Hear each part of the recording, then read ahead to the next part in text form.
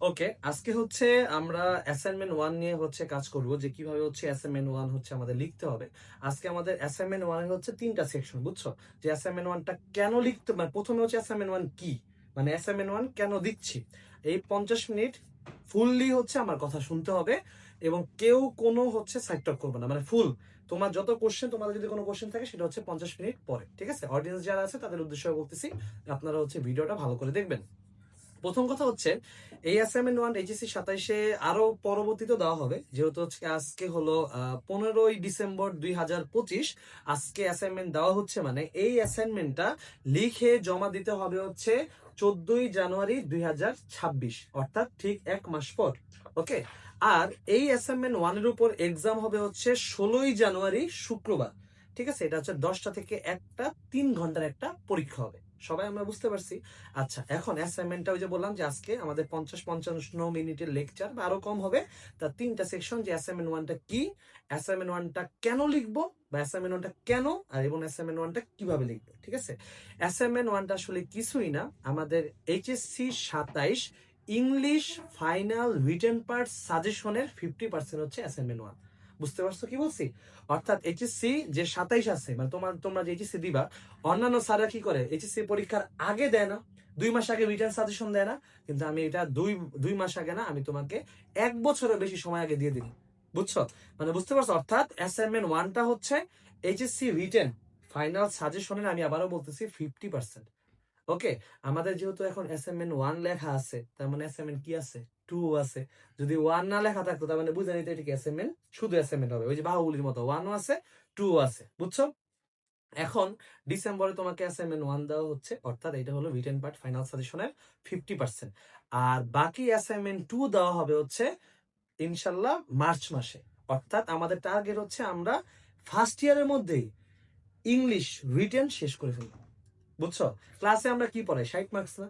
First paper বলো, second paper বলো, কত মার্কস পড়াই দিছি? 60 মার্কস পড়াই দিছি। কিন্তু আমাদের এই যে বাকি 40 মার্কস কিন্তু আমরা পাত্তা দিই না। দেখো, আমরা অলওয়েজ দেখবা কি করি, এই রিটেন 40, পরীক্ষার আগে আগে চোখ বুলাই যাই, এই করি সেই করি। মানে আমরা যেভাবে ডেডিকেশন নিয়ে গ্রামার পড়ি, ডেডিকেশন নিয়ে প্যাসেজ পড়তেছি, এইভাবে কি আমরা রিটেন পার্ট করি? রিটেন পার্ট আমরা বানাই লিখি, ঠিক আছে, কিন্তু বানাই লেখার কিন্তু কিছু সিস্টেম আছে। হ্যাঁ, তো আমাদের এই অ্যাসাইনমেন্ট 1টা এরকম।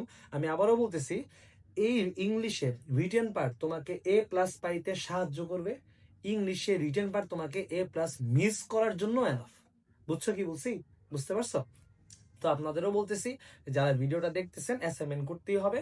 আর ঈশান্স ইংলিশ কেয়ারে একটা ট্র্যাডিশন আছে, যারা হচ্ছে অ্যাসাইনমেন্ট জমা দেয় না, অর্থাৎ তোমরা যদি 14ই জানুয়ারি অ্যাসাইনমেন্ট জমা না দাও, তাহলে হচ্ছে তোমাকে পড়ানো কন্টিনিউ করা হবে না পরের দিন থেকে। এটা হলো হোমওয়ার্কের সাথে কোনো ইয়া নেই। পুলিশ লাইন, জেলা স্কুলে যত দুষ্টু স্টুডেন্ট ছিল, হোমওয়ার্ক করে নেই, অ্যাসাইনমেন্ট করছে। বুঝছো কি বলছি? তারা হোমওয়ার্ক করে না কিন্তু অ্যাসাইনমেন্ট করছে। হ্যাঁ, এই হলো আমাদের হলো মূলত অ্যাসাইনমেন্ট। তার মানে অ্যাসাইনমেন্টটা অ্যাকচুয়ালি কি? অ্যাসাইনমেন্ট হচ্ছে আমাদের কিছুই না। অ্যাসাইনমেন্ট আমি নাম দিছি, অর্থাৎ এইচএসসি রিটেন ফাইনাল সাজেশনকে আমি 2 ভাগে ভাগ করছি। একটা হচ্ছে অ্যাসাইনমেন্ট 1, আর একটা হলো অ্যাসাইনমেন্ট 2, যেটা আমরা কোন কোন ইয়ারে শেষ করব, ফার্স্ট ইয়ারের মধ্যে শেষ করব। এবং অ্যাসাইনমেন্ট 1 এর মধ্যে আমাদের 90 মার্কস আছে। এখানে এই পেজটার মধ্যে কত মার্কস আছে? 90। কিভাবে 90 আছে? ইংলিশ সেকেন্ড পেপারে আছে 40, ফার্স্ট পেপারে রিটেন পার্ট 40, আর রিএনএস 10। 40-40-80, আর 10 হচ্ছে 90। বুঝতে পারছো? ক্লিয়ার? এখন অ্যাসাইনমেন্ট কেন লিখবো, যে স্যার কেন এই বিতিকটা দিতেছেন, কি সমস্যা? সেটা হলো, অ্যাসাইনমেন্ট আসলে কেন লেখা লাগে। দেখো, আমি আবারও বলতেছি যে ইংলিশ রিটেন সবচেয়ে স্টুডেন্টরা খারাপ লেখে। সবাই তো বানায় লেখে না?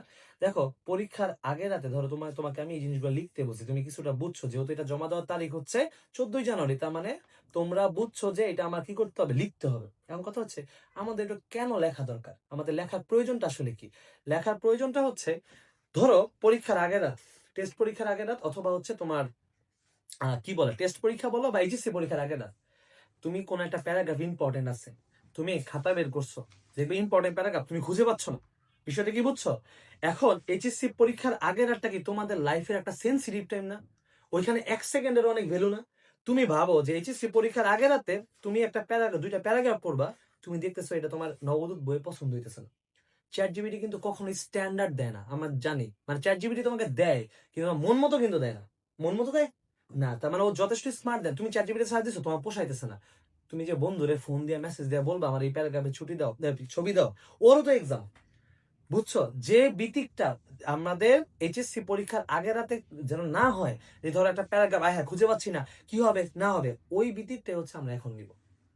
বুঝছো কি বলছি? আমরা এখন সবকিছু সুন্দর মতো লিখে রাখবো এবং শিখে রাখবো। আমি আবার একটা কথা বললাম, অ্যাসাইনমেন্টটা দিছি হচ্ছে, দেখো অ্যাসাইনমেন্টটা দিয়ে 1 মাস টার্গেট দিছি না? কয়দিন টার্গেট দিছি? আজকে 15 ডিসেম্বর, অ্যাসাইনমেন্ট জমা দিবা কত তারিখ? 14 জানুয়ারি। তার মানে তোমার মানে হাতে কয় মাস টাইম আছে? 1 মাস। তুমি যদি আমার থেকে পরেও নাও, ধরো তুমি কোনো কারণে 7-8 দিন পরে নিছো ভিডিও দেখা, তার মানে ওই 7-8 দিন পর থেকে 1 মাস পরে তুমি তোমার অ্যাসাইনমেন্টটা জমা দিতে হবে। এক কথা হচ্ছে তুমি যখনই অ্যাসাইনমেন্ট নাও, তোমার হাতে টাইম কত? 1 মাস। এখন কথা হচ্ছে আমি এত টাইম কেন দিলাম? যদি দেখাই লিখতা যে একটা জায়গাতে দেখা কোনো কপি পেস্ট মেরে দিই, তাহলে তোমার সর্বোচ্চ হচ্ছে 5 দিন টাইম দিতাম। কয়দিন টাইম দিতাম? 5 দিন। তার মানে এটা খালি প্র্যাকটিক্যালের মতো, যে খালি ধুমসে লিখতা। তোমাকে এটা শুধু দেখে লিখলে হবে না, তোমার কি করতে হবে? শিখতে হবে। যার কারণ তোমার ঠিক 2 দিন পরে কি 3 ঘন্টা 90 মার্কসের পরীক্ষা কিসের উপর? অ্যাসাইনমেন্ট 1-এর উপর। তার মানে এই জিনিসটা লিখতে হবে প্লাস শিখতে হবে, তাইলে হচ্ছে অ্যাসাইনমেন্ট 1 দেওয়াটা সার্থক। ক্লিয়ার কি বলছি? এখন ধরো তোমরা ভাবতেছো যে একটা কাজ করে ওই শেষ 3 দিনে পেশাটা নিব, 2 মাস সারা লিখবো, এত সহজ না ভাই। মানে জীবন শেষ হয়ে যাবে। মানে অতীত এক্সপিরিয়েন্স তোমাদের সিনিয়ররা করছে না। কারণ কি দেখো, তুমি কোন চিপাটায় পড়বা জানো? কারণ তুমি অ্যাসাইনমেন্টের যাই লিখবা সেটাই তোমার অ্যাকচুয়াল ফাইনাল সাজেশন না।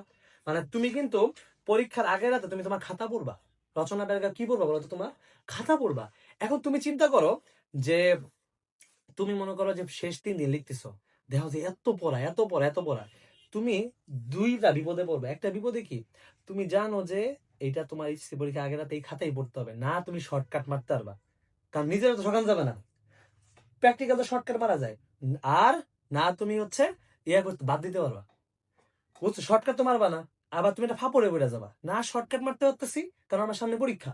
আবার মানে আমার তো এই খাতারই পড়া লাগবে, আবার তোমার এত খারাপ লাগবে কারণ এটা অমানসিক হয়ে যায়। বুঝছো? মানে তোমার দেখবা 12-13 ঘন্টা খালি লেখাই লাগতেছে, তোমার মনে হবে দৌড় স্যার কি দিচ্ছেন, বিপদে ফেলাইছেন। আমি কিন্তু বিপদে ফেলাইনি, আমি তোমাকে কয় মাস টাইম দিছি? 1 মাস টাইম দিছি। বিষয়টা কি বুঝছো? এই জন্যই বললাম এটা শর্টকাট করার এমনও করতে পারবে না। আর এই অ্যাসাইনমেন্ট দেওয়ার উদ্দেশ্য কি জানো? আমরা কি করি, প্যারাগ্রাফ বানাই লিখবো না। আমাদের মোটামুটি 3 শ্রেণীর লোক আছে, আমি হইলাম 2য় শ্রেণীর মধ্যে পড়ছি। প্রথম শ্রেণী হচ্ছে যে কোনো রিটেন পার্ট ঠাটা মুখস্থ, যে কোনো রিটেন পার্ট কি ঠাটা মুখস্থ, ধরো প্যারাগ্রাফ দাম দাম দাম দাম বসাই দিছে, এইটা একটা ক্যাটাগরি। দ্বিতীয় ক্যাটাগরি হচ্ছে আমি, সেটা কি? সেটা হচ্ছে একটা প্যারাগ্রাফ কি কি বিষয় নিয়ে আছে জাস্ট আইডেন্টিফাই করছে। যেমন ধরো যে ডক্টর মোহাম্মদ ইউনুস আসছে, ডক্টর মোহাম্মদ ইউনুসের ক্ষেত্রে তুমি জাস্ট দেখলা যে ডক্টর মোহাম্মদ ইউনুস এত সালে জন্মাইছে, গ্রামীণ ব্যাংক এত সালে প্রতিষ্ঠা করছে, এই অ্যাওয়ার্ড পাইছে, এত সালে হচ্ছে শান্তিতে নোবেল পুরস্কার পাইছে, এত সালে হচ্ছে বাংলাদেশের চিফ গভর্নমেন্ট অ্যাডভাইজার হিসেবে সে নিযুক্ত হয়েছে। বিষয়টা কি বুঝছো না বুঝো নাই? তো এই যে ব্যাপারটা, এখন আমি জাস্ট কি করলাম, স্টার্টিং আর ফিনিশিংটা পড়ে গেলাম। তাহলে কি আমি লিখতে পারবো না প্যারাগ্রাফটা? কারণ আমি বাক্য বানাইতে পারি। আরেক ধরনের ক্যাটাগরি মানুষ আছে, ডক্টর মোহাম্মদ ইউনুস গুরুত্বপূর্ণ ভূমিকা পালন করছে, তো ওর মতো এর জীবনে ভূমিকা অপরিসীম, বাংলাদেশের জন্য অনেক কিছু করছে, ঠিক আছে, গরিবদের অনেক সাহায্য করছে। এই ছেলেও বানায় লিখছে, আমিও বানায় লিখছি, কাকে মার্কস দিবে? আমাকে দিবে না? তার মানে এই যে জিনিসগুলো রেডি করা, কল আসছে,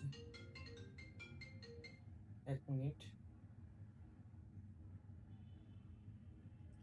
কেটে দিই। ওকে, দেখো যেটা বলতেছিলাম, যে এক কথা হলো তুমি মুখস্থ করো বা না করো, তোমার অবশ্যই যে কোনো একটা রিটেন পার্ট যদি বানায় লিখতে চাও, হয় মুখস্থ করো, আর নাহলে রিটেন পার্ট বানায় লিখতে চাইলে হচ্ছে ওই রিটেন পার্টটা কি কি বিষয় নিয়ে আছে সেটা তোমার জানতে হবে, আলাদা নোট করতে হবে, ঠিক আছে? তো আমাদের, আমি যদি এখন বলি যে অ্যাসাইনমেন্ট আসলে কেন লেখা দরকার, কারণ কি দেখো, তোমার এখন ফার্স্ট ইয়ার চলতেছে, ফার্স্ট ইয়ার কিন্তু 1 বছর, সেকেন্ড ইয়ার কিন্তু 6 মাস, এটা একদম তিতা সত্য। তোমরা ভাবতেছো না স্যার ফার্স্ট ইয়ারে কোনো টাইমই পাইতেছি না, এটা পুরা হচ্ছে ভুয়া কথা। ফার্স্ট ইয়ার স্টুডেন্ট সবচেয়ে বেশি টাইম পায়। ফার্স্ট ইয়ার 1 বছর, সেকেন্ড ইয়ার কি 6 মাস না? সেকেন্ড ইয়ারে উঠলে দেখবে খালি দৌড়ের উপরে আসছো, মানে তুমি কোনো ভারী কুলাতে পারছো না। আসলে সত্যি কথা বলতেছি ভাই। তো তোমার ওই যে একটা প্রবাদ বাক্য আছে না, তুমি যদি এখন ভালো বীজ বপন করো তুমি ভবিষ্যতে ভালো ফসল পাবা। তোমার এখন বীজ বপনের টাইম। তুমি এখন যত সুন্দর অ্যাসাইনমেন্ট করবা, পরীক্ষার আগের রাতে তুমি তত চিল থাকবা, কারণ তোমার তো এইটাই পড়তে হবে। এইচএসসি পরীক্ষা আমি একদম 1.5 বছর আগে তোমার সাজেশন দিয়ে দিলাম, এবং ইনশাল্লাহ এখান থেকেই আসবে, অ্যাসাইনমেন্ট 1 অ্যাসাইনমেন্ট 2 এই দুটো থেকে আসবে। বুঝছো কি বলছি? তো এখন কথা হচ্ছে অ্যাসাইনমেন্ট 1 যদি নিতে হয় তাহলে ডিরেক্টলি আমার থেকে নিতে হবে, ঠিক আছে? ডিরেক্টলি আমার থেকে নিতে হবে। এই যে অ্যাসাইনমেন্ট 1, এটা হচ্ছে এখানে হলো সব ইংলিশ ফার্স্ট পেপার সেকেন্ড পেপারের যত ধরনের রিটেন পার্ট সব আছে, ঠিক আছে? তো যাই হোক, যেটা বলতেছিলাম যে কেন লিখতে হবে, তার মানে তুমি এখন লিখলে কি বলতো, তুমি পরীক্ষার আগের রাতে কি তোমার সব নোট করা আছে। আমি আবারও বলতেছি, তুমি যদি এখন গাফিলতি করো ভাই, বিশ্বাস করো পরীক্ষার আগের রাতে তোমার কান্না করা লাগবে। কারণ কি, তুমি না, এটা কিন্তু এসএসসি না, ওই যে a winter morning school library এরকম না। গতবার আসছে হচ্ছে মরাল এবিলিটি, বুঝছো? গতবার কি প্যারাগ্রাফ আসছে, এটা কি জানো তেন প্যারাগ্রাফ? তুমি কি এটা স্কুলে তথাকথিত মুখস্থ করছো? না, তার মানে তোমার আগে থেকে প্রিপেয়ার থাকা লাগবে। এসএসসি তে কি ছিল, ও এই প্যারাগ্রাফ ওই যে 8-এ পড়ছিলাম, 9-এ পড়ছিলাম, কিন্তু এখন কিন্তু কমন পড়বে না। এই জন্য এখন থেকে গুছিয়ে রাখতে হবে। তার মানে প্যারাগ্রাফ লেখা মানে এখন অ্যাসাইনমেন্ট করা মেইন রিজন হচ্ছে আমার যেন সেকেন্ড ইয়ার কিংবা এইচএসসি পরীক্ষার আগে রাতটা আমি রিল্যাক্সে থাকতে পারি। এখন তোমার সময় নষ্ট হোক, সমস্যা নেই, কিন্তু ওই সময় যেন, এখন তুমি যত সময় নষ্ট করবা এই অ্যাসাইনমেন্টের পিছনে, তত তোমার পরীক্ষার আগে রাতে সময় বাঁচবে, বুঝছো? এবার আসি কিভাবে লিখতে হবে। প্রথমে আসি হচ্ছে রিয়ারেঞ্জ। এখন রিয়ারেঞ্জ আমি মোটামুটি 8টা রিয়ারেঞ্জ দিছি। তো প্রথম কথা হচ্ছে এইচএসসি তে রিয়ারেঞ্জ লেখা সিস্টেমটা কি। এইচএসসি তে রিয়ারেঞ্জ লেখা সিস্টেম হচ্ছে প্রথমে কি করতে হয় বলতো, একটা টেবিল রাখতে হয়। হ্যাঁ, প্যারাগ্রাফ কিন্তু লিখতে হয় না, টেবিল, বুঝছো? একটা নিয়ম আছে, কি লিখতে হয়, প্যারাগ্রাফ লিখতে হয়। কিন্তু আমি বলবো তুমি প্যারাগ্রাফ লিখবা, বুঝছো কি বলছি? তুমি প্যারাগ্রাফ লিখবা। এইচএসসি পরীক্ষায় মানে ইংলিশ পরীক্ষায় ধান্দা করা যায়, ধান্দা করা যায় না। বাংলায় কিন্তু 7টা সৃজনশীল, ধান্দা করার সুযোগ নেই, আছে লেখে দুকুল পাওয়া যায় না। কিন্তু ইংলিশ দেখবা 15 মিনিট মোটামুটি মনে করা আছে না, যে তোমার বাজেটে যা আছে তা তুমি লিখে বলছো, দেখবা তোমার হাতে হচ্ছে এখনো 15 মিনিট বাকি আছে। তো তুমি কি করবা, ধরো যে আগে থেকে হচ্ছে এই, ধরো জাস্ট কি করলে জানো, এখানে তুমি টেবিলটা টেবিলটা একা দিবা, এই পৃষ্ঠাটা ফাঁকা রাখবা, বুঝছো? ফাঁকা রেখে তুমি সব শেষ করার পরে আবার কি ধূপ করে ওই যে টেবিলের অনুযায়ী, যেটা আমার 9-10-এ করছি। কিন্তু আমি আবারও বললাম, তোমার তুলতে হবে, খাতার ম্যানার্স বলে একটা কথা আছে, বুঝছো? এবার আসি, বুঝছো তো পরীক্ষা হলে কিভাবে লিখবা। এবার আসি হচ্ছে এইচএসসি পরীক্ষা তো গেল, অ্যাসাইনমেন্টে কিভাবে করবা। অ্যাসাইনমেন্টে আমার উদ্দেশ্য কি জানো, তোমাকে এখন বইমুখী করা, বুঝো জিনিসটা, মনোযোগ দিও। তোমাকে এখন বইমুখী করা, আর মানে পরীক্ষার আগে তোমাকে বই বিমুখী করা। বুঝতে পারছো কি বলছি? তুমি এখন যত বই, তোমার নবদূত, অ্যাডভান্স, রয়্যাল, তুমি তোমার বন্ধু দোস্ত ছবি পাঠাও, এই পাঠাও, চ্যাট জিপিটি, জেমিনি, যা খুশি ম্যানেজ করে এখন ইনভেস্ট করো। কিন্তু পরীক্ষার আগে রাতে নবাবের মতো কি করতে হবে, সব লেখা আছে সবগুলো লিখতে হবে। বিষয়টা কি বুঝছো? ওই সময় যেন এরকম লাফালাফি না করতে হয়। তার মানে কি বিষয়টা বলতেছিলাম এখন, তার মানে কি তোমার এখন পরীক্ষার আগে রাতে যত বই বিমুখী হবা তুমি, তার মানে বইয়ের সব জিনিসপত্রগুলো এখানে লিখতে হবে। দেখো ভালো করে খেয়াল করো, তার মানে রিয়ারেঞ্জটা কিভাবে অ্যাসাইনমেন্ট করবা, সেটা হলো তুমি প্রথমে হচ্ছে বইয়ে যেভাবে ওই যে এবিসিডি থাকে না, রংটা, হ্যাঁ, ওটা হুবহু কোশ্চেনটা তুলবা, বুঝছো কি বলছি? এরপরে অ্যান্সারে হচ্ছে ওই যে সি এফ, যেটা অ্যান্সার হয় বক্সটা, জাস্ট বক্স অ্যান্সারটা, আর কিছু না, বুঝছো? মানে রং প্রশ্নটা তুললা, তারপরে যে অ্যান্সার শিটে যে অ্যান্সারটা লেখা থাকে না, ওটা তুললা। কেন বলো তো? আমার টার্গেট কি, পরীক্ষার আগে রাতে বা সেকেন্ড ইয়ার টেস্ট পরীক্ষার আগে রাতে বা এইচএসসি পরীক্ষার আগে রাতে তুমি এটা স্কেল দিয়ে হাত দিয়ে ঢাকবা, দেখা দেখবা নিজে নিজে সেলফ এক্সাম দিবা যে আমি পারি কিনা, বুঝছো? এইটা আমার টার্গেট। ওই খাতার মধ্যে যেন লিখতে হয় অমনি কিন্তু স্যার লেখা যাবে না। বিষয়টা কি বুঝছো কি বলছি? এখন কথা হলো, এখানে তো 8টা রিয়ারেঞ্জ আছে। রিয়ারেঞ্জ এমন একটা জিনিস যেটা জীবনও কমন পড়ে না। এরকম ধরো ডক্টর মোহাম্মদ ইউনূস তুমি পড়লা তার 1 থেকে 35 বছরের জীবন পর্যন্ত, পরীক্ষায় আসছে 36 থেকে মৃত্যুটা পর্যন্ত শেষ। কিন্তু কথা হচ্ছে তুমি যদি একটু পড়ো, তাহলে তোমার কিন্তু জিনিসগুলা আইডিয়া থাকবে, সাহস থাকবে। এখন ধরো তোমার মাথায় আসতে পারে, দেখবা তোমার বইয়ে ডেফিনেটলি এই যে রবীন্দ্রনাথ ঠাকুর দিছি, অবশ্যই দেখবা রবীন্দ্রনাথ ঠাকুর নিয়ে তোমার বই হচ্ছে 2-3টা রিয়ারেঞ্জ আছে। এটা তোমার ইচ্ছা কয়টা লিখবা, কিন্তু মিনিমাম একটা হলে লিখতে হবে, বুঝছো কি বলছি? রিয়ারেঞ্জ লেখা সিস্টেম বুঝছি। এবার আসছে প্যারাগ্রাফ। আমাদের প্যারাগ্রাফ এমন একটা আইটেম যেটা ইংলিশ ফার্স্ট পেপারও আছে, ইংলিশ সেকেন্ড পেপারও আছে। আমাদের একাডেমিক ক্রাইটেরিয়া অনুযায়ী ফার্স্ট পেপারে যে প্যারাগ্রাফটা আছে সেটা মার্কস হচ্ছে 200, কি বলে কত ওয়ার্ড, 200 ওয়ার্ড। কত ওয়ার্ডে লিখতে বলছে, 200 ওয়ার্ড। আর সেকেন্ড পেপারে যে প্যারাগ্রাফটা আছে সেটা সেটা একাডেমিক নিয়ম অনুযায়ী হচ্ছে 150 ওয়ার্ডে লিখতে বলছে। এগুলা হুদাই বানসা, বুঝছো কি কইছি? ওই দিন শেষে 3 পৃষ্ঠা 3.5 পৃষ্ঠা ম্যাটার করে। এখন কথা হচ্ছে, স্যার আমার লেখা তো বড়, স্যার আমার লেখা তো ছোট, কি করব? সহজ হিসাব, আমাদের টেকনোলজি আছে, তুমি চ্যাট জিপিটিতে যাবা, চ্যাট জিপিটি থেকে বলবা আমাকে 200 ওয়ার্ডের একটা প্যারাগ্রাফ লিখে দেন, যে কোনো। এরপর তুমি এটা পাইছো, ওইটা হচ্ছে তুমি এরকম লিখবা, বুঝছো কি বলছি? মানে আমার যে 200 ওয়ার্ডের প্যারাগ্রাফ আছে, বুঝছো কি বলছি? তোমাকে চ্যাট জিপিটি লিখে দিছে না, তোমাকে হচ্ছে চ্যাট জিপিটি লিখে দিছে, তুমি ওইটা খাতা লিখবা যে তোমার কয় পেজ হয়। তোমাকে আমার কথা বুঝছো কি বলছি? চ্যাট জিপিটি হচ্ছে 200টা ওয়ার্ড দিবে, বুঝছো? তুমি আমাকে চ্যাট জিপিটি কে বলবা, চ্যাট জিপিটি আমাকে 200 ওয়ার্ডের যে কোনো একটা প্যারাগ্রাফ লিখে দাও, তুমি এটা খাতায় তুলে দেখবা, তোমার যদি 3 পৃষ্ঠা হয় তাহলে তোমার প্যারাগ্রাফ 3 পেজ লিখতে হবে, according to your hand writing. যদি কারো 4 পৃষ্ঠা হয় তাহলে 4 পৃষ্ঠা, কারো যদি 2 পৃষ্ঠা হয় 2 পৃষ্ঠা। তবে একটা আইডিয়াল হয়ে হচ্ছে 3 থেকে 3.5 পেজ, সেটা ফার্স্ট পেপার বলো সেকেন্ড পেপার বলো। তো এখানে আমি দেখো প্যারাগ্রাফ দিছি হচ্ছে 7টা, কয়টা দিছি প্যারাগ্রাফ দিছি হচ্ছে 7টা। এখন ফার্স্ট পেপারের মধ্যে প্যারাগ্রাফ আছে, সেকেন্ড পেপারের মধ্যে কিন্তু প্যারাগ্রাফ আছে। ও ভালো একটা কথা বলি যেটা মোস্ট ইম্পর্টেন্ট, আমাদের কিন্তু প্রতিটা টপিক ওয়াইজ খাতা বানাইতে হবে, দিস ইজ দ্য ফ্যাক্ট। রিয়ারেঞ্জের জন্য একটা আলাদা খাতা, বুঝছো না বুঝো নাই, প্যারাগ্রাফের জন্য একটা আলাদা খাতা। আর রিয়ারেঞ্জের খাতার সাইজ আর প্যারাগ্রাফের খাতার সাইজ কি সেম হবে? সেম হবে? সেম হবে না কিন্তু। এখন তুমি এটা কাস্টমাইজ করে নিতে পারো, তুমি হয় A4 পেজে লেখো, তাহলে খাতা ওই যে দিস্তা খাতা বানায় নাও, অথবা দোকানে গিয়ে চিকন মোটা খাতা একটা কম্বিনেশন করো। এখন আরো একটা কথা আছে, আমি অ্যাসাইনমেন্ট কটা দিব? 2টা। অ্যাসাইনমেন্ট কটা দিব? 2টা না? তার মানে রিয়ারেঞ্জ এখানে কয়টা আছে? 8টা। 6 সেন্স খাটায় বলো, তাহলে অ্যাসাইনমেন্ট 2 তেও রিয়ারেঞ্জ কটা থাকবে বলো তো? 8টা, 7টা, 8টা থাকবে না? তার মানে তুমি এমন একটা রিয়ারেঞ্জের খাতা বানাবা যেখানে 16টা রিয়ারেঞ্জ লেখা যায়। তার মানে তুমি যে খাতাটা বানাবা, বুঝো কি বলতেছি, সেখানে তোমার অ্যাসাইনমেন্ট 1 এর রিয়ারেঞ্জ লেখার পরও ওই খাতার 50% জায়গা ফাঁকা থাকবে। ক্লিয়ার? বুঝছো? কারণ আমার টার্গেট কিন্তু অ্যাসাইনমেন্ট না, আমার টার্গেট এইচএসসি ফাইনাল সাজেশনে রিয়ারেঞ্জ নোট করা। ওই খাতাটার মধ্যে শুধু কি আছে? রিয়ারেঞ্জ আছে। মনে করো 16টা রিয়ারেঞ্জ আছে, যেটা এইচএসসির জন্য ইম্পর্টেন্ট। বুঝছো? সেম প্যারাগ্রাফের জন্য একটু স্বাস্থ্যবান খাতা বানাইতে হবে। ওইখানে তুমি যে অ্যাসাইনমেন্ট 1 এর প্যারাগ্রাফ গুলো লিখবা, তুমি অনুমান করবা যে আমি আমার হাতের লেখা অনুযায়ী প্যারাগ্রাফ গুলো হচ্ছে 3 পৃষ্ঠা হয়। তার মানে আমি যে অ্যাসাইনমেন্ট 1 এ যে কয়টা প্যারাগ্রাফ আছে, ওই কয়টা প্যারাগ্রাফের জন্য যে কয় পেজ লাগবে তার ডাবল পেজের খাতা বানাবা, যেন ভবিষ্যতে যখন অ্যাসাইনমেন্ট 2 এড করবো যেন ওই খাতা লিখতে পারি।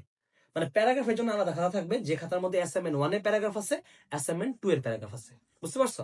তো এখন এটা একটা কথা আছে, অনেকে এটা বলে যে স্যার ইংলিশ ফার্স্ট পেপারও প্যারাগ্রাফ আছে, সেকেন্ড পেপারও প্যারাগ্রাফ আছে, তাহলে আমি কি ফার্স্ট পেপারের প্যারাগ্রাফের জন্য আলাদা খাতা বানাবো আর সেকেন্ড পেপারের প্যারাগ্রাফের জন্য কি আলাদা খাতা বানাবো? এখন এটা তোমার ইচ্ছা, তুমি চাইলে আসলে কি প্যারাগ্রাফ একটা খাতা বানালেই তো হয়, তাই না? প্যারাগ্রাফ তো প্যারাগ্রাফই, আমার কথা কি বুঝছো? তবে আমি আরো এখন থেকে ক্লিয়ার করে দিই, ফার্স্ট পেপারের প্যারাগ্রাফ সেকেন্ড পেপারের প্যারাগ্রাফ সেম হইলো, এদের মধ্যে একটা পার্থক্য আছে। পার্থক্যটা কি? ফার্স্ট পেপারের প্যারাগ্রাফ হয় হচ্ছে আমাদের টেক্সট ভিত্তিক ম্যাক্সিমাম, যেমন civic engagement, folk music, adolescence. বুঝতে পারছো কি বলছি? মানে এই রিলেটেবল আর্ট এন্ড ক্রাফট। কিন্তু সেকেন্ড পেপারের প্যারাগ্রাফ হচ্ছে 3 প্রকার। কয় প্রকার বলতো? 3 প্রকার। এক নাম্বার হচ্ছে ডেসক্রিপটিভ। ডেসক্রিপটিভ মানে কি? যেমন a winter morning, a day labourer. বুঝতে পারছো কি বলছি? মানে এই উইন্টার মর্নিং, শীতের সকালে কি হয়, কারা কি করে না করে, কাদের কি সমস্যা না সমস্যা, সবকিছু। বুঝতে পারছো? অর্থাৎ এই উইন্টার মর্নিং মানে হচ্ছে সকালে কি হয়, তারপরে বাচ্চারা কিভাবে উপভোগ করে, শিশুরা কিভাবে উপভোগ করে, সবকিছু। ক্লিয়ার? এরপরে আসি হচ্ছে প্যারাগ্রাফ আরেক ধরনের টপিক, সেটা হচ্ছে তোমার cause and effect. Cause and ইফেক্টটা কি? একটা উদাহরণ দিতে পারবে কজ এন্ড ইফেক্টের? যেমন লোডশেডিং। লোডশেডিং প্যারাগ্রাফটা কজ এন্ড ইফেক্ট না? যে কি কারণে লোডশেডিং হয়, কজ, এবং এটা কি কি ইফেক্ট পড়ে। ওই যে তোমার হচ্ছে তারপর আরো একটা আছে ট্রাফিক জ্যাম, কি কি কারণে ট্রাফিক জ্যাম হয়, এবং ট্রাফিক জ্যামের ইফেক্টের কারণে আমাদের কি হয়, এই যে অ্যাম্বুলেন্স দাঁড়ায় থাকে, রোগী মারা যায়, আমার টাইম মতো যেতে পারি না। এই ধরনের প্যারাগ্রাফ গুলোকে বলা হয় কজ এন্ড ইফেক্ট। আরেক ধরনের ইংলিশ সেকেন্ড পেপারে প্যারাগ্রাফ আছে, যেটাকে বলা হয় হচ্ছে comparison and contrast. Comparison and contrast মানে কি? তুলনা। যেমন সিটি লাইফ, রুরাল লাইফ। বুঝছো জিনিসটা? তারপরে হচ্ছে নিউক্লিয়ার ফ্যামিলি, এক্সটেন্ড ফ্যামিলি, অর্থাৎ যৌথ পরিবার, একক পরিবার, online class versus offline class. এগুলা কি কম্পারিজন কন্ট্রাস্ট না? সাধারণত এগুলা সেকেন্ড পেপারে থাকে। তার মানে তোমার কাজ হবে হচ্ছে, তুমি চাইলে এইটাই একই করো, সেটা হচ্ছে প্যারাগ্রাফের মানে 2 ধরনের খাতা বানাবা। মানে প্যারাগ্রাফে একটা খাতাই বানাবা, যেখানে ফার্স্ট পেপারে প্যারাগ্রাফ আছে, সেকেন্ড পেপারে প্যারাগ্রাফ আছে। বুঝছো কি বলছি? এবার আসি কমপ্লিটিং স্টোরি। কমপ্লিটিং স্টোরিটা এখন লিখবা না। কেন লিখতে মানা করলাম বলতো? কারণ কমপ্লিটিং স্টোরি এখন লিখতে মানা করছি, তার রিজন হচ্ছে আমি এখনো কমপ্লিটিং স্টোরি তোমাকে শিখাইনি। তোমাদের একটা ওয়ান শট ক্লাস হবে। কি হবে? ওয়ান শট ক্লাস হবে, যে ক্লাসের মধ্যে তোমাকে কিভাবে কমপ্লিটিং স্টোরি লিখতে হয় এবং কিভাবে গ্রাফ লিখতে হয় সেটা শেখানো হবে। বুঝছো না বুঝো নাই? বুঝতে পারছো? এবং আমি তোমাদের বলি, তোমরা ছোটবেলায় 9-10-এ বইয়ে চ্যাট জিবিটিতে তুমি যেভাবে কম্পিউটিং স্টোরি শিখো না কেন, তুমি যেভাবে গ্রাফ শিখো না কেন, আমি যেভাবে শিখাইছি ওই নিয়মে অনুযায়ী লিখতে হবে। মানে এটা স্বৈরাচার। বিষয়টা কি বুঝছো? ধরো তুমি বলতে পারো যে স্যার আপনি তো এখানে হচ্ছে where there is a will there is a way দিচ্ছেন, ইচ্ছা থাকলে উপায় হয়। এটা তো স্যার আমার 9-10-এ করা আছে, আমি ওটা মেরা দিই। 9-10-এ কি তুমি আমার নিয়ম অনুযায়ী করছো? মানে বিষয়টা কি বুঝছো? আমি একটা ওয়ান শট ক্লাস নিব। দেখো আমি আবার বলতেছি, দেখো কমপ্লিটিং স্টোরি, খেয়াল করো, কমপ্লিটিং স্টোরি এবং গ্রাফ এখন লেখা দরকার নেই, এটা 10-12 দিন পর লিখবা। কেন? আমি হচ্ছে কমপ্লিটিং স্টোরি এবং গ্রাফের উপর ওয়ান শট একটা ক্লাস নিব, যেখানে আমি শিখাবো গ্রাফ কয় প্যারা লিখতে হয়, কিভাবে স্টার্ট করতে হয়, কিভাবে ফিনিশিং দিতে হয়। আমি শিখাবো কমপ্লিটিং কয় প্যারা লিখতে হয়, কিভাবে শিখতে হয়। তুমি কি করবা, ওই যে তুমি তোমার নবদূত অ্যাডভান্স চ্যাট জিপিটিতে যে কমপ্লিটিং স্টোরিটা আছে, কিংবা তুমি যে 9-10 তোমার যে চ্যাট জিপিটি মানে কমপ্লিটিং স্টোরিটা আছে, সেটা আমার নিয়ম অনুযায়ী লিখবা। বুঝছো কি বলছি? তুমি যদি আমার অনুযায়ী না লেখো, আমি পুরোটা গ্যাস গ্যাস কাইটা দিব, তোমার আবার অ্যাসাইনমেন্ট করতে হবে। বুঝতে পারছো কি বলছি? মানে এক কথা হচ্ছে, এখানে আমি স্বৈরাচার। আমার নিয়ম শিখলে গ্যারান্টি তুমি ফুল মার্কস পাবা, 10-10 পাবা গ্রাফে, 7-7 পাবা হচ্ছে কমপ্লিটিং এ। বুঝছো? মানে থাকে না যে শেখ হাসিনার মতো, হয় প্রথম দিলে মৃত্যু, ওরকম হয় 10 নালে শূন্য। একদম আমি আমারও বলতেছি, কোন স্যার কি বলছে কমপ্লিটিং ডাজন্ট ম্যাটার, যেভাবে আমি বলছি ওইভাবে লিখতে হবে। এবার আসি হচ্ছে কমপ্লিটিং কিন্তু আমাদের ক্রিয়েটিভ আসতে পারে, ব্যাক টু ব্যাক লাস্ট 3 বছর কিন্তু কমপ্লিটিং ক্রিয়েটিভ আসছে। যেমন ধরো, শিয়া রাস্তা দিয়ে একটা দিতেছে, হঠাৎ করে ধুম করে আর একদম ধাক্কা দিল, ধাক্কা দেওয়ার পর dot dot dot dot dot. এখন কথা হচ্ছে, এটা কি বানায় লিখতে হবে না? ওই যে আমি তোমাকে যে নিয়ম শিখাবো ওই নিয়ম অনুযায়ী বানায় লিখবা। বুঝছো কমপ্লিটিং স্টোরি? তার মানে এখন লেখা যাবে না, আমাকে 10টা দিন ক্লাস নিতে দাও, ক্লাস নেওয়ার পর কমপ্লিটিং স্টোরি লিখবা। এবার আসি ইনফর্মাল লেটার। ইনফর্মাল লেটারের মধ্যে আমাদের দুই ধরনের জিনিস আসতে পারে। একটা হচ্ছে লেটার, যেটাকে কি বলা হয়, চিঠি, যেটা খামার কি খামার। আর একটা হচ্ছে ইমেল। লেটার আর ইমেল কিন্তু মূলত সেম না, বলো? ধরো তোমার পড়ালেখা কি অবস্থা জানায়া, একই জিনিস কিন্তু, চিঠি যা লেটারও কিন্তু তা, তাই না? চিঠি আর লেটারের মধ্যে কি আদৌ কোনো পার্থক্য আছে? পার্থক্য আছে, সেটা হলো ফরম্যাটে। চিঠি ইমেলের ফরম্যাট আলাদা, আবার কিসের চিঠির ফরম্যাট আলাদা। বুঝতে পারছো কি বলছি? এখন এক এক বইয়ে এক এক জায়গায় এক এক রকম হচ্ছে দেওয়া থাকে, ফরম্যাট দেওয়া থাকে। আমি একটা আইডিয়াল ফরম্যাট তোমাদের দেখাবো এখন। সেটা হচ্ছে, কোন স্যার কি বলছে, কোন মানে কোন বই কি দেওয়া আছে, ডাজন্ট ম্যাটার, এই 4টা জিনিস ভালো করে লিখতে হবে। সেটা হচ্ছে ফ্রম টু সেন্ট সাবজেক্ট। কি বলছি? From to sent subject. বুঝছো কি বলছি? দেখো এখানে আমি কি কি করছি একটু খেয়াল করো। তোমরাও দেখো, একটু তোমরা দেখো যে এখানে হচ্ছে ফ্রম টু সেন্ট সাবজেক্ট, ফ্রমের মধ্যে কি থাকবে, আমার ইমেলটা থাকবে। এবং দেখো এখানে আমি লিখছি ishan421@gmail.com, 420 না কিন্তু 421, ঠিক আছে, 20 না। তো এখন তার মানে আমি বুঝাইলাম। এবং দেখো এখানে কি কোনো ক্যাপিটাল লেটার আছে? জিমেলের নামের মধ্যে কোনো কি থাকবে না, ক্যাপিটাল লেটার থাকবে না, সব কি থাকবে, স্মল লেটার থাকবে। ক্লিয়ার? এবং অবশ্যই জিমেলের মধ্যে হচ্ছে তুমি তোমার নাম্বার, না একটা নাম্বার মেনশন করতে হবে, কারণ জিমেল সবসময় কি হয়, ইউনিক। 2 এর মধ্যেও সেম, 2 এর মধ্যে কি সেমটাই থাকবে। বুঝছো কি বলছি? 2 এর মধ্যে এরকম যাকে পাঠাবে তার নাম লিখতে হবে। এবার আসি, অনেক বইয়ে কোথাও সেন্ট লেখা থাকে না, সেন্ট লেখা থাকে না। বুঝছো কি লিখতে হবে, একটা সেন্ট লিখতে হবে। সেন্টের মধ্যে হচ্ছে তোমার টাইম থাকবে, ডেটটা থাকবে। যেমন 26শে জানুয়ারি 2026, এরপর একটা সেমিকোলন দিবা। কি দিবা? সেমিকোলন, তারপরে 4:26 PM। বুঝতে পারছো? সেন্টের পর কি লিখবা বলো তো? সাবজেক্ট লিখবা। এখন এখানে খেয়াল করো, আমি কিন্তু সবগুলার কোলনটা সমান্তরাল দিছি না, দেখতে পাচ্ছ?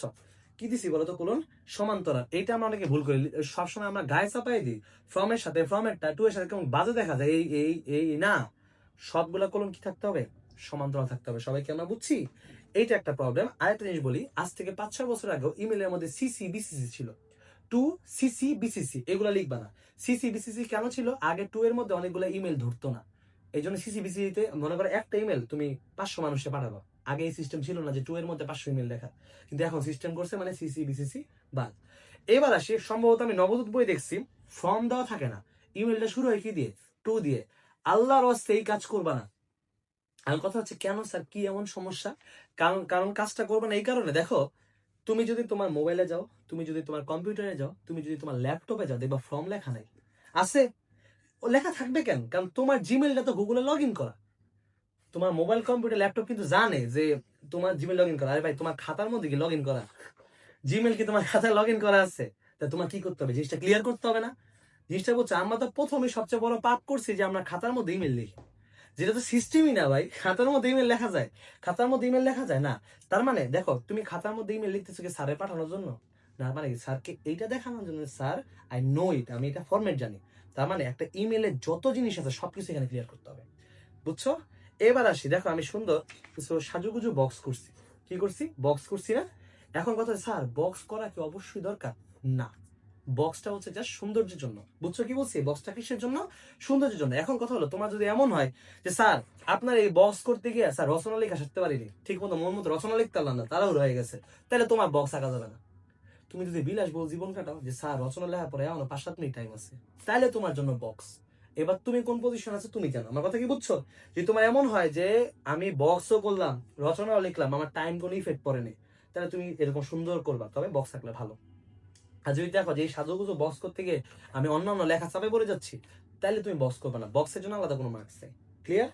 এবার একটা biggest confusion, difference between letter, application and তোমার হচ্ছে ইমেল। এখন যা বলবো তা মানে কোন স্যার কি বলছে ডাজন্ট ম্যাটার। সেটা হচ্ছে ইমেল সিঙ্গেল সাইট। ইমেল কি ইলেকট্রনিক মেইল বলা হলো, ইমেল মূলত শর্ট লেটার। কি বলছি? ইমেল কি সিঙ্গেল সাইট। বুঝছো? এক সাইডে শেষ করতে হবে। ক্লিয়ার? বুঝতে পারছো? আচ্ছা, এবার আসি লেটার হচ্ছে বোথ সাইড লেখা যায়, এখান থেকে শুরু করে এখানে লেখা যাবে। বুঝতে পারছি কি বলছি? লেটার কি বলতো? Both side. লেটার কি সাইড? Both side. তবে তুমি চাইলে এক সাইডও লিখতে পারো, কোনো সমস্যা নেই, মানে এক সাইডে লিখতে পারো, বোথ সাইডে লিখতে পারো।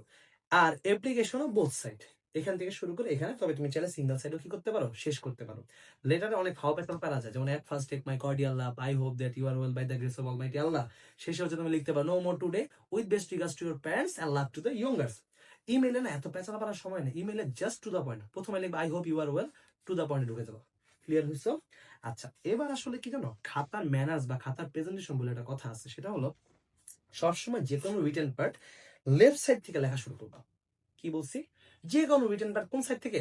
লেফট সাইড থেকে। এটা হচ্ছে খাতা ম্যানার্স বলে। কারণ কি, টিচার যদি অল্পতেই তার পেজ উল্টে, তুমি যদি এই সাইড থেকে লেখো রাইট সাইড থেকে, তাহলে অল্পতেই তার পেজ উল্টায় গেল না, তার কনসেন্ট্রেশন ব্রেক হয়ে গেল না, তোমার কোয়ালিটি নষ্ট হইলো। কিন্তু যদি এই সাইড থেকে লেখো, তো টিচার কিন্তু খাতা ওপেন করে দেখে, মেরে দেখে, তা সে একটা হিউজ টাইম পাচ্ছে না তোমাকে জাজ করার। এই জন্য স্যার তোমার প্রতি একটা পজিটিভ ইমপ্রেশন থাকে। আর তুমি বলতে পারো স্যার আমার যদি এইখানেই শেষ হয়, আমি কি পৃষ্ঠা বাদ দিয়ে লিখবো কিনা? বুঝছো? যেমন ও মনে মনে এটা ভাবতেছে যে স্যার আমার যদি লেখাই শেষ এরকম। আমি আমার পরীক্ষায় একটা সুন্দর আইডিওলজি মেনটেন করতাম, তোমার এটা আমি দিতেছি, হয়তো কাজে লাগতে পারে। সেটা হচ্ছে জোড়া পেজ লেখা, প্যারাগ্রাফ লিখতাম 4 page, left right left right. Composition লিখতাম 8 page, left right left right left right left right. জোড়া পদ্ধতি, মানে বেজোড়া আসবেই না। আমার মনে হয় এটা খুব দারুণ একটা পদ্ধতি। আমি মানে এই জন্য টিচারও কমফোর্টেবল পাইতো, এখানে সে মার্কসটা দিতে পারতো। বিষয়টা কি বুঝছো কি বলছি? মানে আমি এটা ফলো করছি, তোমাদের এটা ফলো করলে তোমার এই যে বিপদটা হবে না। ক্লিয়ার? আচ্ছা, এই গেল। ওকে, তাহলে আমরা ইমেলও বুঝলাম। এরপর আসি গ্রাফ চার্ট, যেটা আমরা আগে বলছি গ্রাফ চার্ট এখন লেখা দরকার নেই। আমি একটা ওয়ান শট ক্লাস নিব, যে ওয়ান শট ক্লাসে কিভাবে গ্রাফ লিখতে হয়, কিভাবে কমপ্লিটিং লিখতে শিখাই দিব। গ্রাফ কিন্তু কখনো কমন পড়ে না, পরে বার গ্রাফ কমন পড়বে, তোমাকে আমি শিখাই দিব, তুমি পৃথিবীর যে কোনো গ্রাফ লিখতে পারবে ইনশাল্লাহ। বুঝছো? এবার আসি থিম। তোমাদের নতুন একটা আইটেম, সেটা হচ্ছে থিম। সেটা হলো, থিম হলো আগে কখনো ছিল না। থিম মানে কি? সামারি আর থিমের মধ্যে পার্থক্য জানো? থিম মানে হচ্ছে শব্দ সংক্ষেপ। থিম মানে কি? শব্দ সংক্ষেপ। আর সরি, ভুল বলছি, সামারি মানে কি? সংক্ষেপণ। আর থিম মানে হচ্ছে আমি কি শিখলাম, মূল ভাব। কিরকম, ধরো ওই যে একটা গল্প পড়ছিলাম না, এক বাবা 3 ছেলে খালি মারামারি গ্যাঞ্জাম, পরে লাঠি ধরা এসে বলছে ভাঙ, লাঠিটা ভাঙ। এখন ধরো ওইটা সামারি লিখতে বললাম, তখন তুমি এটা কি লিখবা? ওই লাঠি ভাঙা কাহিনীটা লিখবা। কিন্তু যদি আমি বলি ওটা থিম লেখো, ওটা থিম কি ছিল? Unity is strength. তার মানে থিম লেখা মানে হচ্ছে ওইটার পিছনে ওই 4-5 মানে একতাই বল, ওইটা নিয়ে 4-5 লাইন লিখতে হবে। বুঝছো কি বলছি? এখন থিম নিয়ে তোমার কোনো টেনশন নেই। থিমের আমার হচ্ছে অস্থির একটা শীট লেখা আছে, সেটা আমি হচ্ছে ডিসেন্ট কম্পিউটারে রেখেও দিছি। ডিসেন্ট কম্পিউটারটা হচ্ছে সারদা সুন্দরী অপোজিটে কয়েকটা ফটোকপির দোকান আছে। এর মধ্যে হচ্ছে একটা দোকানে আছে যেটা 2 সিঁড়ি উপরে, নট 2 তলা, 2 সিঁড়ি উপরে। হাতে সারদা সুন্দরী দিয়ে গেলে হচ্ছে হাতে বাম দিকে শাইন স্কুলের আগে, ওইখানে গিয়ে যদি বলো HSC 27 থিমের শীট লাগবে, হয়তো তোমার 10-15 টাকা তোমার থেকে নিতে পারে। ওইখানে আমি অনেক সুন্দর করে হচ্ছে কবিতা, কবিতা থিম, থিমের বাংলা অনুবাদ, কনটেক্সট সব লিখে দিছি। তুমি তোমার অ্যাসাইনমেন্ট খাতায় কি করবা? তোমার তো অবশ্যই রিপোর্ট, রিয়ারেঞ্জের খাতায় আলাদা হবে, প্যারাগ্রাফের খাতা আলাদা হবে, কমপ্লিটিং এর খাতা আলাদা হবে, গ্রাফের খাতা আলাদা হবে, আবার কি থিমের খাতাও কি আলাদা হবে না? এখন থিম কিভাবে লিখবা আমি একটু ক্লিয়ার করে বলি। সেটা হচ্ছে, তোমার তো সব লেখা দরকার নেই, তুমি কি করবা, তোমার খাতার মধ্যে হচ্ছে কবিতাটা তুলবা, আর হচ্ছে থিমটা লিখবা। বুঝছো কি বলছি? আর কিচ্ছু না।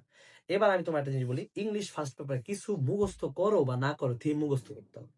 বুঝছো? এটা আমার কথা মানতে হবে, কিচ্ছু মুখস্থ করার নাই, ফার্স্ট পেপারে কিছু মুখস্থ করার কিচ্ছু নাই, থিম মুখস্থ করতে হবে। কারণ তুমি জানো থিম মাত্র 5 লাইন, 5-6 লাইন, কিন্তু মার্কস 8। তাহলে বুঝো এই 5 লাইনে কি ওজন। আমি কি বুঝতে পারছি? তুমি যদি এই 5 লাইন বানাই লেখো তুমি কি মার্কস পাবা? হুবহু বই মারতে হবে, কারণ book is better than you. বই তোমার থেকে ভালোই জানে।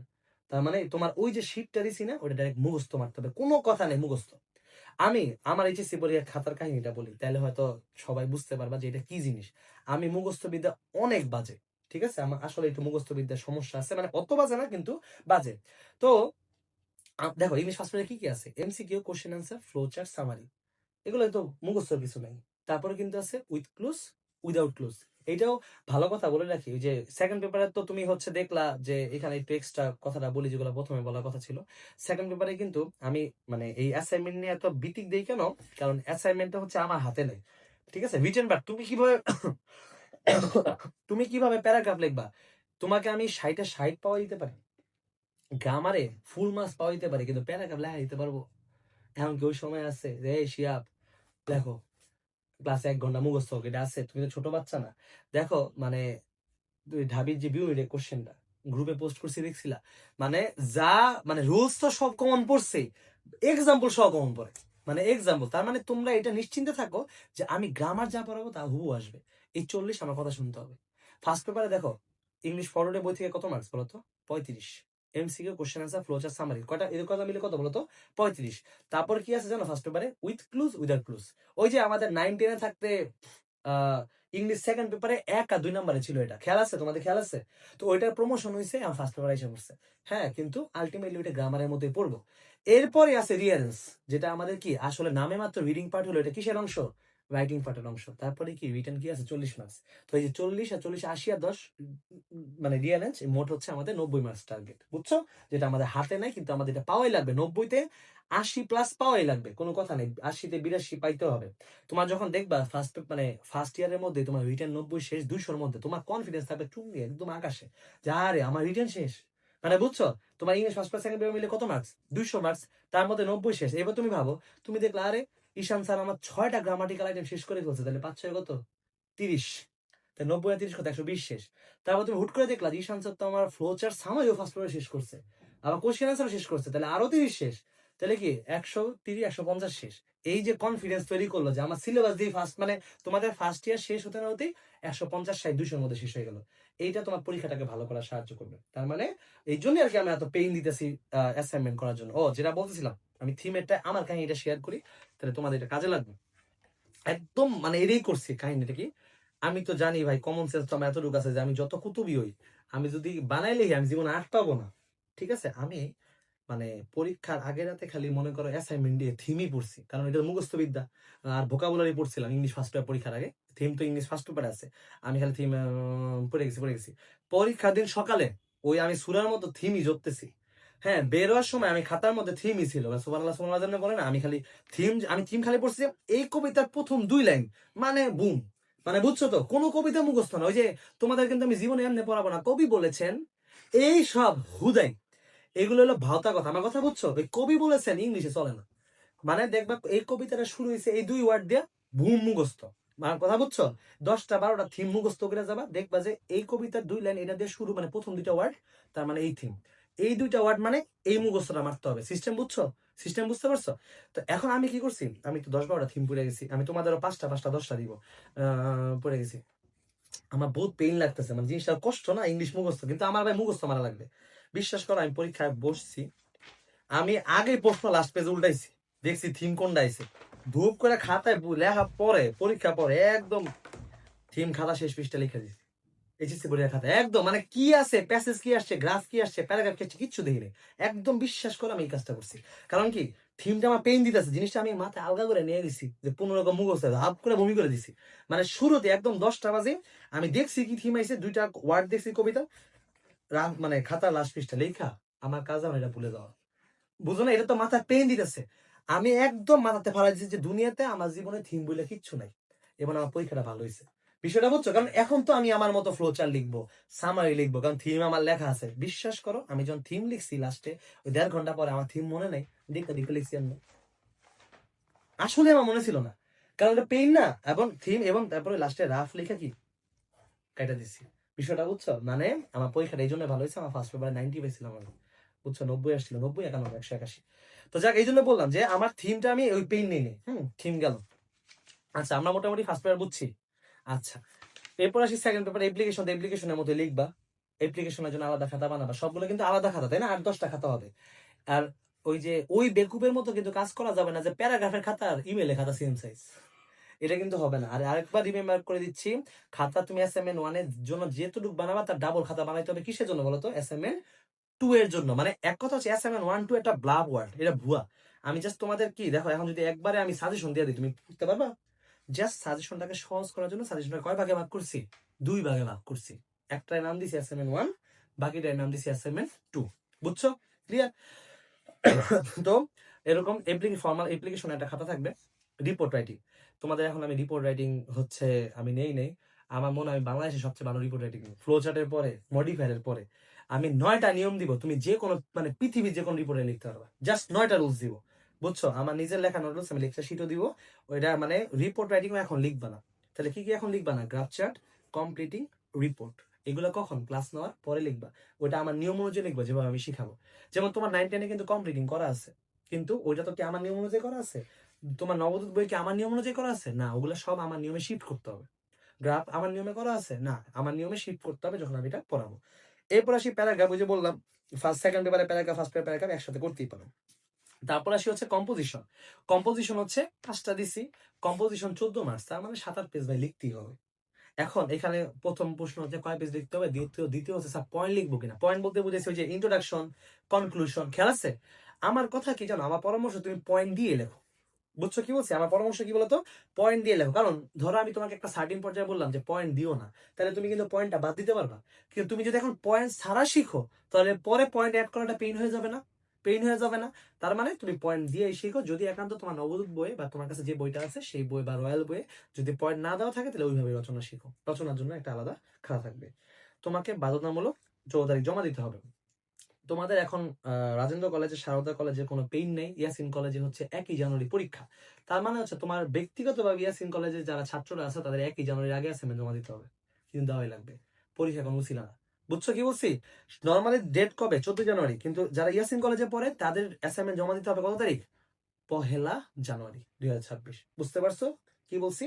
আচ্ছা, এখন কথা হচ্ছে কিভাবে লিখবো, যেটা ইম্পর্টেন্ট। আমার খাতায় যেটা আমি লিখছিলাম, ধরো তোমার এটা প্যারাগ্রাফ বা ধরো রচনার খাতা। দেখো, মেইন কথা কি জানো, তোমার সুন্দর, অনেক ফাটায় সুন্দর করে লিখতে হবে এরকম কথা দরকার নেই। তোমার এই খাতা তোমার মিস ইউনিভার্সে যাবে না, বুঝছো? কিন্তু তোমাকে অনেক সুন্দর গোছানো হইতে হবে। দেখো, তোমার রুমটা পরিপাটি দেখে কি তোমার রুমে থাকতে ভালো লাগে না? তোমার রুম যদি পরিপাটি সুন্দর গোছানো না হইতো, এই রুম ভালো লাগতো না। তার মানে যে রুম ঘরটা পরিপাটি, ওই ঘরে প্রোডাক্টিভিটি বেশি। তার মানে তোমার খাতাটা অনেক গোছানো হইতে হবে। তোমার দেখো আমি কি বলছি, ধরো তোমার একটা প্যারাগ্রাফ খাতা, আমি একদম করে করে দেখাই। এটার মধ্যে তো আপাতত কোনো ব্ল্যাঙ্ক পেজ নাই, তো আমি ধর দেখাচ্ছি। প্যারাগ্রাফ খাতা ধরো, এটা তো প্রথম পেজ। প্রথম পেজে সুন্দর মতো লিখবা ইন্ডেক্স। কি লিখবা?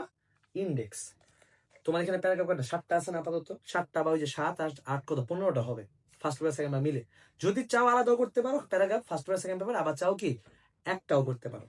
তুমি সুন্দর মতো প্যারাগ্রাফ লিখবে 1 2 3 4। এবার মজার বিষয়টা হচ্ছে, মনোযোগ দিও, পেন্সিল দিয়ে সবগুলা পেজ নাম্বার দিবা। বুঝছো কি দিবা? 1 2 3 4। মানে এখানে সূচিপত্র বানাবা। ধরো এই একটা প্যারাগ্রাফ 8 থেকে 11 পেজ, এই প্যারাগ্রাফ 12 থেকে 15 পেজ। তোমাদের মনে হইতে পারে স্যার কি ভালো কথা কয়, কি পেন দিতেছে আজের জিনিস। আমি তোমারে বলি, এই কাজটা করতে তোমার 10 মিনিট লাগবে। তুমি ভাই 1 ঘন্টা বোধ রিলস দেখে কাটাই দাও। বুঝছো আমার কথা? তোমার জাস্ট এই জিনিসটা করতে কি লাগবে? 5-10 মিনিট লাগবে। কিন্তু এটা তোমার যে কি পরিমাণ আউটপুট দিবে, ধর টেস্ট পরীক্ষার আগে কোনো একটা স্যার বলছে এই দুটো প্যারাগ্রাফ ইম্পর্টেন্ট, তোমার হাতে সময় নেই, তুমি সূচিপত্র দেখে দেখলা যে এখানে আছে 15 নম্বরে আছে, বুম করে পেজটা বাই করে পড়লা। আমি আবারও বলতেছি, এখন তুমি যত এখানে টাইম ইনভেস্ট করবা, পরীক্ষার আগে ওই সময় সেন্সিটিভ টাইমে তোমাকে তত টাইম সেভ করবে। বুঝছো?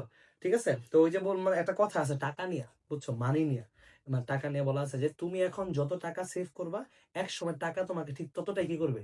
সেভ করবে। অ্যাসাইনমেন্টের ক্ষেত্রে একই কথা, তুমি এখন অ্যাসাইনমেন্টে তুমি যতটা টাইম ইনভেস্ট করবা, এক সময় ততটাই ইন টাইম তোমাকে সেভ করবে। তার মানে কি, মেক ইউর ওন বুকস। মানে প্যারাগ্রাফ একটা আলাদা বই থাকবে, সূচিপত্র থাকবে, তোমাকে বুঝছো, মানে পেজ নাম্বার দিতে হবে সব। এবং তুমি হচ্ছে যে ওয়ার্ড গুলা লিখবা না, যেটা অজানা ওয়ার্ড, এগুলো কিন্তু লাল কালি নীল কালিতে লিখবা, মানে ভোকাবুলারি গুলা। কারণ কি দেখো, যদি এইভাবে না লেখো, তাহলে আমার হচ্ছে আমি তোমার চাইলে প্যারাগ্রাফে শিটই দিতে পারতাম। আমি কেন শিট দিলাম না? এখনকার যুগে শিট দেওয়া কোনো ব্যাপার? তাই আমি কেন শিট না দিয়ে তোমার লিখতে বলতেছি, কারণ তোমার জন্য বানান প্র্যাকটিস হয়, কারো থেকে হুবহু কপি মারবা না। দোস্ত তোর ফুল খাতাটা দে না, যেটা পাচ্ছ না সেটা নিবা, গ্রুপ আছে, বন্ধু বান্ধব আছে। তুমি প্রথমে নবদূত, তোমার নবদূত রয়্যাল অ্যাডভান্স দেখবা, না পাইলে চ্যাট জিপিটি, না পাইলে বন্ধু, লাস্টে আমি। বুঝছো বিষয়টা কি? মানে তারপরে কি হুবহু কারো থেকে ফুল কপি মারবা না, যে প্যারাগ্রাফটা পড়বা সেটাই শিখবা, সবগুলো দেখে দেখে লিখবা। খালি থিমের ব্যাপারে পরামর্শ দিই, থিম না দেখে লিখবা। রিসেন্ট কম্পিউটার দোকান থেকে তো তুমি থিমের শিটটা নিয়ে আসছো, নিয়ে আসার পর তুমি শিটটা দেখে মুখস্থ করবে না, তারপর চেষ্টা করবে কি করার, ওই এস নোটটাই কি করার, না দেখে লেখার। আমি কি বুঝাতে পারছি? আরেকটা জিনিস, সেটা হচ্ছে দেখো, মানে এস এন, এই মোটামুটি আর কি যেন বলতেছিলাম। তো এই তো আমার অ্যাসাইনমেন্ট নিয়ে হচ্ছে সব কথাই, এই মেইন কথা হচ্ছে তোমাদের পরিপাটি হইতে হবে এবং শিখতে হবে, প্লাস লিখতে হবে, এবং হচ্ছে তোমার ইনশাল্লাহ 2 দিন পরই পরীক্ষা। ঠিক আছে? এখন তোমাদের কারো কোনো কোশ্চেন আছে লেখার খাতার ব্যাপারে? কোনো কোশ্চেন? সবকিছু কি বুঝছো? কোনো কোশ্চেন নাই? কোনো ডাউট? আরেকটা কথা, ওই যে যেটা বলতে চাচ্ছিলাম সেটা হলো ওই যে, মানে যে ওয়ার্ডটা জানো না সেটা বাংলা সহ লেখা। ঠিক আছে? যেন তোমার মানে চোখের পলকে তুমি রিভিশন দিতে পারো, তোমার যেন কমফোর্টেবল ফিল হয়। আর আরেকটা কথা, ওই যে পরীক্ষার শেষ 3 দিন আগে হলে জীবন ধাবা হয়ে যাবে, ডেইলি 2-3টা করে লিখতে হবে। ডিসেম্বরে যেহেতু সব স্যার দেখবে টুকটাক ছুটি দিচ্ছে, এই সময়টা কাজে লাগাইতে হবে। অনেকে বলে স্যার ডিসেম্বরে দিলে না, টাইম পেলেন না। তুমি তো 24 ঘন্টা চিল করবা না, 24 ঘন্টা চিল করবা? একটা মানুষের পক্ষে 24 ঘন্টায় ঘোরা পসিবল না, তার মানে তাই না? আড্ডা দেওয়া পসিবল না, মোবাইল টেপা পসিবল না, তার মানে এই অ্যাসাইনমেন্ট করে তুমি তোমার ওই সময়টা কাজে লাগাবা। আর এই 1 মাসের মধ্যে আমি যেন তোমার পড়াই দিকে কোনো এই আওয়াজ না শুনি, স্যার অ্যাসাইনমেন্টের জন্য সাইফুস করি নেই, অ্যাসাইনমেন্টের জন্য ফার্স্ট পেপার ভোকাবুলারি শেষ করি নেই, অ্যাসাইনমেন্টের জন্য যেন বাড়ি কাজ করি নেই, এই ধরনের কোনো কথা যেন না শুনি। এটা আমি আজকে বলছি, 1 মাস পরে এটা নিয়ে আলোচনা হবে। মানে ক্লাসের মধ্যে যেন, ক্লাসে রেগুলার পড়ার জন্য এটা ইফেক্ট না পড়ে, এটা আলাদা একটা টাইম। ক্লিয়ার? তার মানে আমরা ক্লাসে গ্রামার শিখবো, ক্লাসে প্যাসেজ শিখবো, ঘরে কি শেষ করবো আস্তে আস্তে, রিটেন শেষ করবো, এবং বড় একটা অ্যাসাইনমেন্ট 1-এর উপরে এক্সাম হবে, যেটা প্রাইস ট্রাইস সবকিছুই আছে। তার মানে 2টা জিনিস এখন লিখবা না, গ্রাফ কমপ্লিটিং আর হচ্ছে রিপোর্ট রাইটিং, সবগুলো আলাদা আলাদা খাতা। ঠিক আছে? ও আরেকটা কথা, সেটা হচ্ছে অনেকে এরকমও বলছে আমার কাছে, স্যার ইংলিশ ফার্স্ট পেপারের জন্য মোটা, এই মোটা একটা খাতা বানাই, সেকেন্ড পেপারের জন্য একটা মোটা খাতা বানাই, ওই এক মোটা খাতার মধ্যে সব থাকবে। হিউম্যান সাইকোলজি বলে মোটা খাতা মানে ইন্টারেস্ট কমায়। ধরো তুমি শুয়ে বসে আছো, ভালো লাগতেছে না, ফাও টাইম আছে, ইমেলের খাতাটা এতটুকু, টাস করে ইমেল খাতা নিয়ে দেখি, বুঝছো সাইকোলজিটা? বুঝছো? ধরো প্যারাগ্রাফের খাতাটা এই চিকন, টান দিয়ে প্যারাগ্রাফের খাতা দেখি এমনি পড়লা, কিন্তু এত মোটা খাতা হলে ওরে মোটা খাতা, প্যারাগ্রাফ খুঁজতে হবে, থাক। বিষয়টা কি বুঝছো? আমাদের হিউম্যান সাইকোলজি বলে আমাদের হচ্ছে খাতা মোটা হলে, বই মোটা হলে আমাদের আগ্রহ কমে, ছোট ছোট খাতা, ছোট ছোট বই পড়তে ইচ্ছা করে বেশি। বুঝতে পারছো কি বলছে? এই জন্য কমিক্স রাইটার অনেক বেশি, কমিক্স গুলো ছোট ছোট বই হয়। বুঝছো? তো এই হলো কথা। আশা করি হচ্ছে তোমরা সবাই হচ্ছে অ্যাসাইনমেন্ট 1 কিভাবে লিখতে হয় বুঝছো, এবং অ্যাসাইনমেন্ট 2 হচ্ছে এইভাবে আমাদের লিখতে হবে, খালি ডেট টাইমটা চেঞ্জ হবে, কিন্তু লেখার ফরম্যাট সবকিছু যা বললাম। যেমন প্যারাগ্রাফ ধরো 7, তাহলে অ্যাসাইনমেন্ট 2 এর প্যারাগ্রাফটা কত নাম্বার দিয়ে শুরু করবা? 8। তুমি ইন্ডেক্সেও কিন্তু জায়গা ফাঁকা রাখবা, জিনিসটা বুঝছো? সূচিপত্রে কি করতে হবে? জায়গা ফাঁকা রাখতে হবে, রাখতে হবে না? তোমার কি বুঝছো? আমার টার্গেট কি বলতো, এটা 8 নাম্বারে লিখবা না, কমপ্লিটিং এখানে 8টা লিখলা, তাহলে অ্যাসাইনমেন্ট 2 এর কমপ্লিটিং এর যে 1 নাম্বার থাকবে সেটা কয় নাম্বার দিয়ে শুরু হবে? 9। বুঝছো? আমি আবারও বললাম 50% জায়গা ফাঁকা রাখতে হবে। ক্লিয়ার? ওকে, ঠিক আছে। তাহলে থাকো। আল্লাহ হাফিজ। আসসালামু আলাইকুম।